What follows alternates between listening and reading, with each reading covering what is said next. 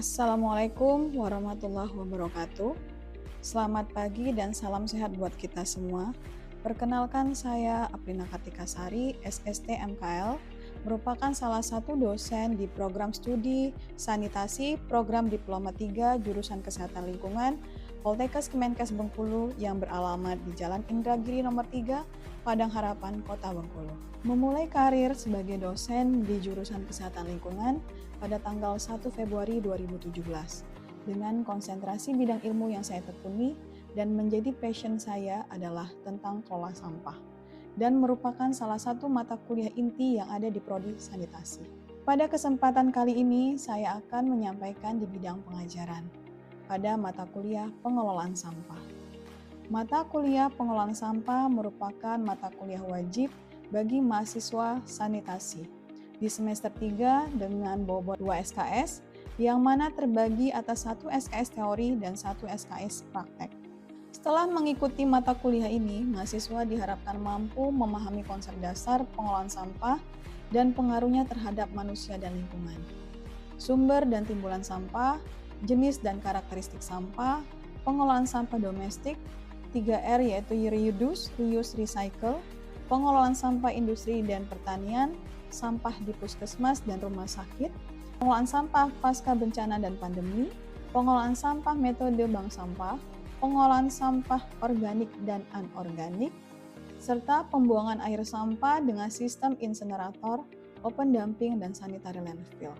Metode pembelajaran yang digunakan seperti ceramah, diskusi, brainstorming, dan student-centered learning. Mata kuliah ini memiliki 16 pertemuan, di antaranya pada pertemuan ke-8 yaitu ujian tengah semester dan pertemuan ke-16 merupakan ujian akhir semester. Adapun capaian mata kuliah terdiri dari 1. Mampu memahami tentang konsep dasar pengelolaan sampah dan pengaruhnya terhadap manusia dan lingkungan.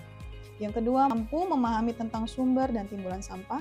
Yang ketiga, mampu memahami tentang jenis dan karakteristik sampah. Yang keempat, mampu memahami tentang pengelolaan sampah domestik dengan 3R yaitu reduce, reuse, recycle. Yang kelima, mampu memahami tentang pengelolaan sampah industri dan pertanian.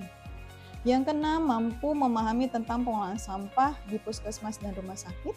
Yang ketujuh, mampu memahami tentang pengelolaan sampah pasca bencana dan pandemi.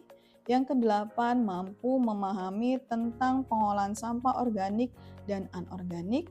Yang ke-10, mampu memahami tentang pembuangan akhir sampah dengan sistem insenerator, open dumping, dan sanitary landfill. Adapun untuk bobot penilaian terdiri dari 1. Penilaian teori 40% yang terdiri atas 15% nilai UTS, 15% nilai UAS, dan 10% nilai dari tugas. Yang kedua yaitu penilaian praktek yaitu 60% terdiri atas 25% laporan praktek dan 35% ujian praktek. Adapun mengenai bagaimana cara saya menyampaikan materi pada perkuliahan pengelolaan sampah akan saya sampaikan dalam bentuk micro teaching di akhir sesi video ini. Materi yang akan saya sampaikan pada micro teaching adalah materi pertemuan keempat yaitu pengelolaan sampah domestik. Diharapkan pada pertemuan keempat ini mahasiswa mampu memahami pengelolaan sampah domestik dan mampu mengaplikasikannya ke dalam kehidupan sehari-hari. Kegiatan pembelajaran dibagi menjadi 3 yaitu pendahuluan, penyajian, dan penutup. Pada bagian pendahuluan, dosen akan membuka dengan salam pembuka. Dilanjutkan presensi mahasiswa melalui aplikasi Siakat. Setelah itu, dosen melakukan apersepsi dengan mereview pertemuan yang lalu. Agar pembelajaran lebih fokus, dosen menayangkan gambar abstrak untuk dihitung oleh semua mahasiswa. Dan terakhir, menjelaskan capaian materi saat ini. Sesi yang kedua yaitu mengenai penyajian. Pada sesi penyajian, dosen akan menjelaskan tentang definisi sampah rumah tangga dan sampah sejenis sampah rumah tangga, serta penyelenggaraan pengelolaan sampah domestik. Di dalam penyajian diselingi dengan diskusi interaktif yang dilakukan oleh dosen dan mahasiswa. Agar isi materi penyajian lebih dipahami oleh mahasiswa, dosen membagi kelompok diskusi kecil untuk membahas tentang pengelolaan sampah domestik. Pada akhir sesi penutup, diharapkan adanya interaksi dengan dosen dan mahasiswa melalui diskusi tanya-jawab Dan juga apabila ada mahasiswa yang tidak paham, mahasiswa dapat mengajukan pertanyaan di sesi akhir perkuliahan. Lalu ada evaluasi berupa pertanyaan yang diajukan dosen terhadap mahasiswa. Kemudian di akhir pembelajaran, mahasiswa bersama-sama menyebutkan kesimpulan materi kali ini. Untuk closing statement pada perkuliahan kali ini dengan memberikan kata-kata motivasi untuk mahasiswa. Untuk itu, mari kita lihat bagaimana cara saya membawakan materi pembelajaran pengolahan sampah pada pertemuan keempat kali ini. Mari kita lihat videonya. Assalamualaikum warahmatullahi wabarakatuh. Waalaikumsalam warahmatullahi wabarakatuh. Oke, selamat pagi. Salam sehat buat kita semua. Hari ini kita masuk ke mata kuliah pengolahan sampah. Untuk materi kali ini sesuai RPS-nya kita masuk ke pertemuan keempat. Sebelum kita masuk ke materi, ada baiknya kita presensi dulu. Nanti tolong dijawab yang agak lantang ya suaranya ya. Oke. Else? Oke. M. Rizky? Oke. Trio?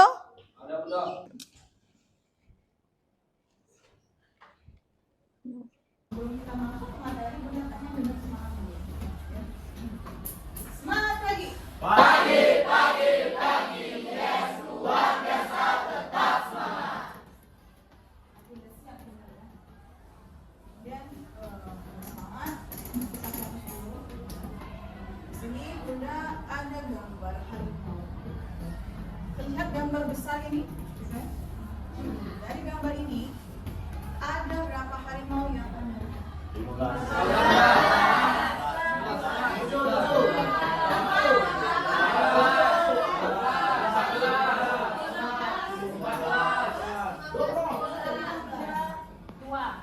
Ada dua, bahkan yang besar ya.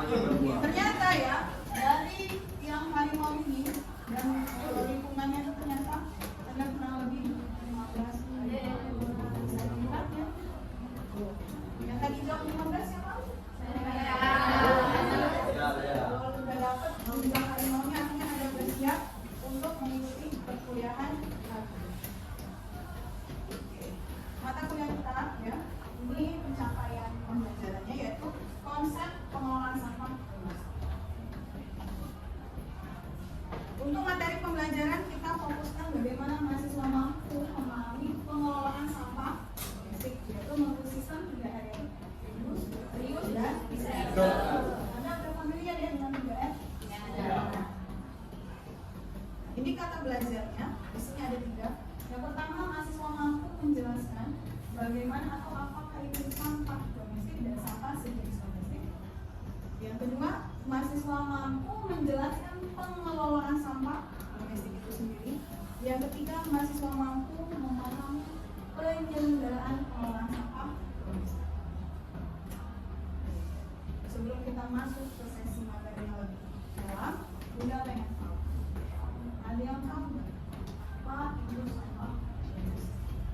Silakan. Sampah domestik adalah sampah hasil kegiatan rumah tangga, contohnya seperti sayuran, buah-buahan, dan daun-daunan. Sayur, buah, daun, kalau misalnya kantong kresek, itu setiap barang secara garis besar. Oke, kita masuk ke materi kita.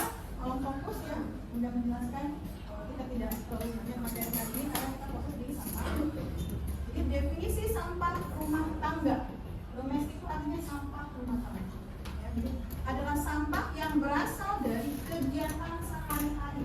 Benar yang saya katakan. Sisa sayur, sisa buah, dan nanti ada kantong plastik juga, ya kan? Mungkin ranting kalau di halaman, yang pohon pindah biasanya ada gambar itu termasuk sampah. Tapi ada pun hal yang yaitu kotoran manusia benda dan ada yang namanya sampah spesies. Ada lagi yang namanya sampah sejenis sampah rumah tangga. Maksudnya adalah di sampah ini sama yang biasanya di sampah rumah tangga biasa, cuma sumbernya yang berbeda. Contoh sampah hotel. Hotel biasanya ada dapur ya. Di situ ada sampah di dapur rumah kan. Ada lagi misalnya di kawasan komersial kayak supermarket atau di pasar.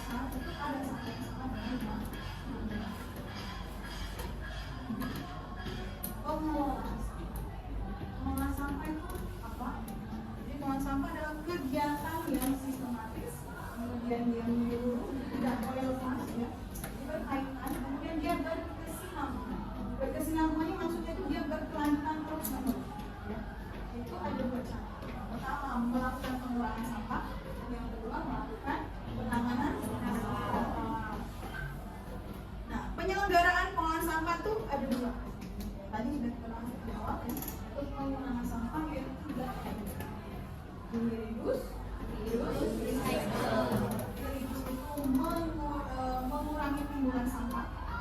Yang kedua, reuse itu memanfaatkan kembali sampah. Yang ketiga itu melakukan recycle atau berulang sampah. Penyelenggaraan yang kedua itu penanganan sampah. Yang pertama, memilah, kemudian mengangkut, ya, kemudian nanti pengolahan, dan terakhir adalah pemrosesan. Kita bahas satu-satu penyelenggaraan pengolahan sampah. Yang pertama adalah pengurangan sampah. Pengurangan yang pertama yaitu pembatasan timbulan sampah. Bagaimana cara kita tidak menghasilkan sampah? Itu artinya membatasi timbulan sampah. Yang kedua, mendaur ulang sampah. Bagaimana sampah yang kita hasilkan bisa kita olah lagi menjadi produk yang baru dan bisa kita jual atau memiliki sisi ekonomi. Yang ketiga yaitu memanfaatkan kembali sampah. Jadi sampah yang Anda beli, misal kantong kresek, maka kresek itu bisa dimanfaatkan lagi untuk menjadi tempat penampungan sampah lagi. Jadi dia tidak dibuang ini ketika Anda belanja ada kantong kresek Anda cuci, Anda berikan nanti dipakai lagi untuk membeli. Jadi yang kedua, yaitu penyelenggaraan yang kedua yaitu penanganan sampah. Penanganan sampah yang pertama yaitu dilakukan pemilahan. Jadi sampah itu dipilah berdasarkan jenis sampah. Ya. Di sini berdasarkan peraturan perundang-undangan kelompok sampah itu ada 5 jenis. Yang pertama itu sampah berguna, timbangan berbahaya racun.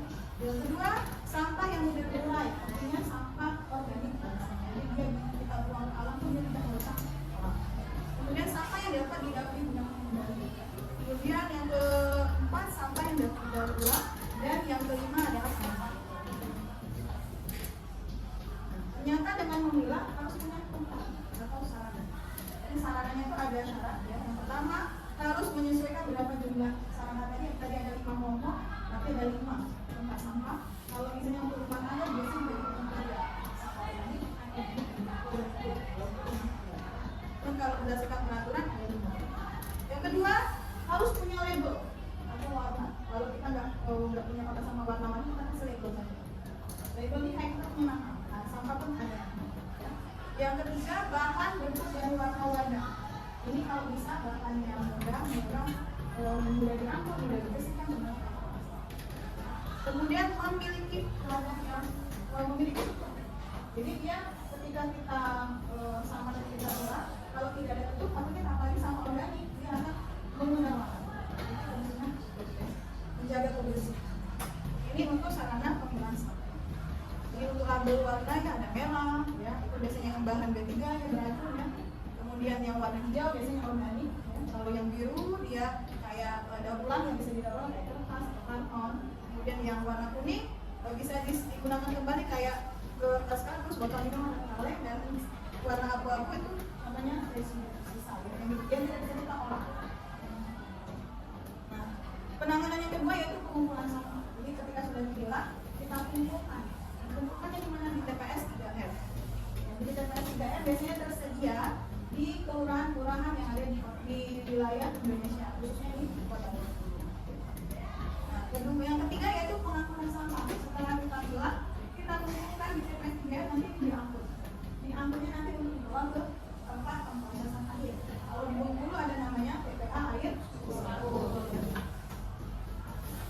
Nah di TPA itu sendiri ada pengolahan. Jadi sampah yang kita sudah pilah tadi diangkut oleh yang dikasih galer tadi diolah di TPA. Nanti yang organik diolah di kompos, bisa dijadikan biogas, bisa dijadikan enzim ya. Kalau yang pengolahan sampah organik biasanya nanti didaur ulang lagi. Oke, ada yang ditanya sampai di sini? Oke, silakan. Apa saja upaya untuk mengurangi timbulan sampah?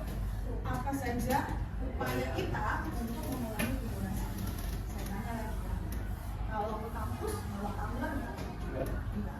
Kenapa?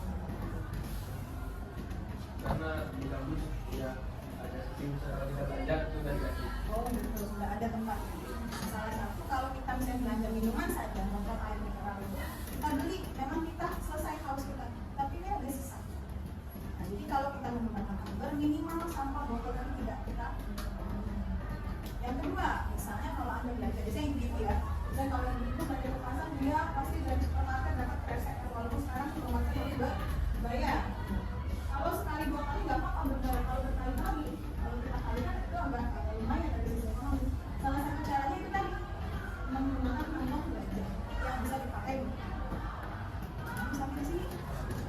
Ada lagi yang bertanya? Silakan. Apa aja sih contoh bunga B3 dalam kehidupan sehari-hari dan bagaimana cara kita melakukan pengelolaan atau mendaur ulang bunga B3 tersebut?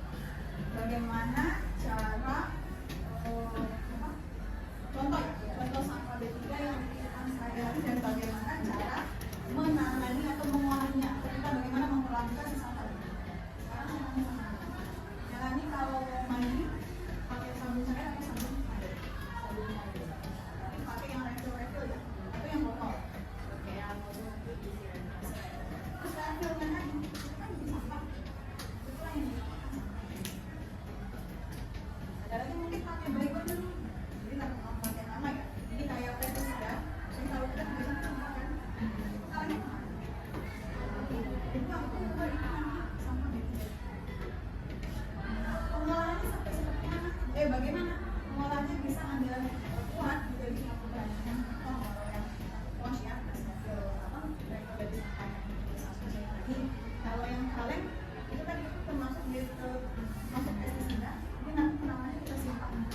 Kita masukkan ke pestisida yang tadi dikumpulkan di pestisida ini pada pestisida nih yang bisa kita olah tadi dari tas kayak model-model kantong tadi ya.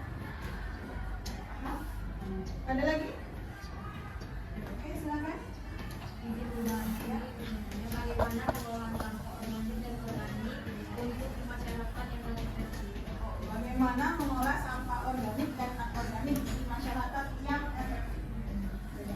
Untuk saat ini, untuk mengolah sampah organik ya, misalnya ya, itu dengan melakukan kompos. Kenapa? Kompos itu mudah, murah, ya kan? Tidak butuh memiliki tempat yang luas. Jadi kita buat kayak ada tanah, sisa tanah di samping rumah, kita nggak ada ya, masukin aja sampah, selesai. Itu sampah. Nah, yang sampah anorganik sekarang sudah ada namanya bank sampah. Ya. Jadi bank sampah ini fungsinya membantu proses pengelolaan sampah yang tidak bisa terurai. Untuk saat ini di Indonesia itu apa? Bagaimana? Paham? Paham untuk materi? Kita lanjutkan. Setelah ini adalah sesi praktek. Praktek. Jadi kita udah bahas ya masalah penanganan sampah dan pengurangan sampah. Ini bagaimana penanganan yang pertama, yaitu melakukan pemilahan sampah. Jadi praktek kita kali ini yaitu bagaimana memilah sampah berdasarkan jenisnya. Ini yang kita praktekkan hanya 3 jenis saja. Kita praktekkan atau Anda kelompokkan sampah-sampah yang mana termasuk sampah organik, yang mana termasuk sampah anorganik, dan yang mana sampah anorganik yang biasa Anda hasilkan sehari-hari. Ya. Paham tugas prakteknya? Oke, kalau paham, tolong perwakilan bagi kelompok dulu. Kita bagi kelompok. Ini total kurang lebih tadi saya absen kurang lebih berapa? 34. Kita buat menjadi 6 kelompok. Silakan Anda buat setengah buat lingkaran. Mungkin yang ini dari menjadi 2 tapi silakan. Ya. Tolong perwakilannya satu-satu mengambil tahu sampai.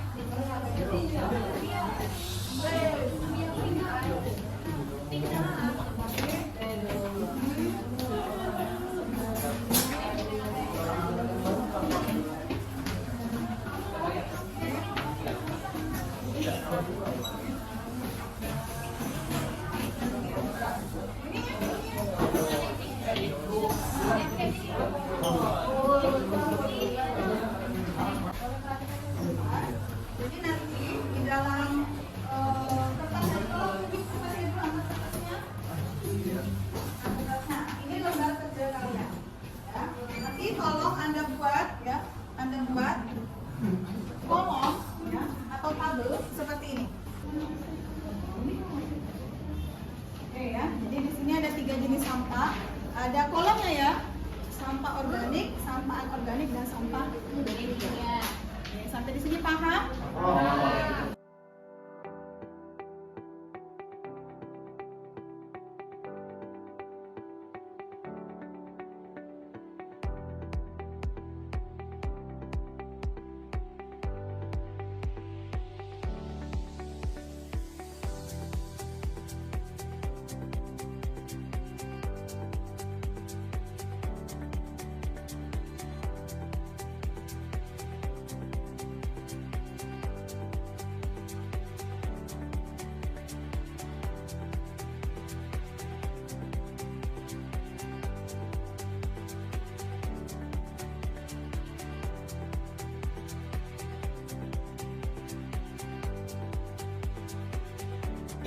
ada botol plastik, botol marjan, besi, ada khusus. Kata telur benar.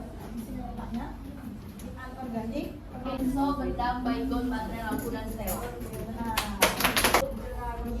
Kertas, kotoran hewan, ampas teh. Ya, ada kertas, karet, besi. Ketiga ada stereoton, stereoton.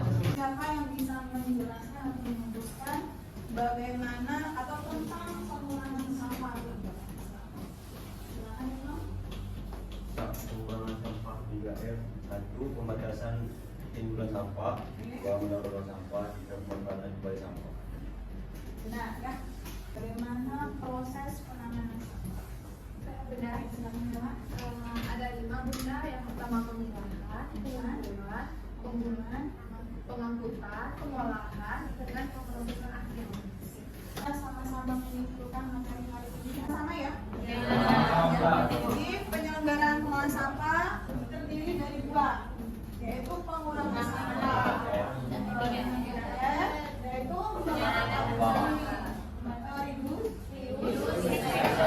kedua yaitu penanganan sampah, mulai dari pemilahan sampah,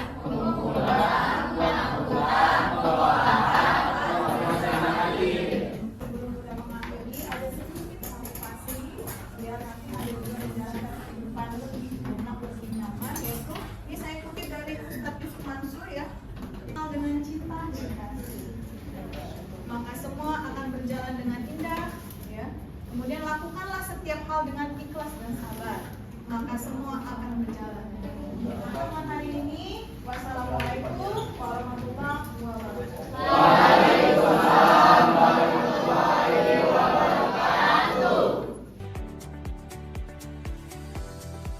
Demikianlah penayangan video micro teaching kali ini dalam rangka penilaian sertifikasi dosen gelombang kedua tahun 2024.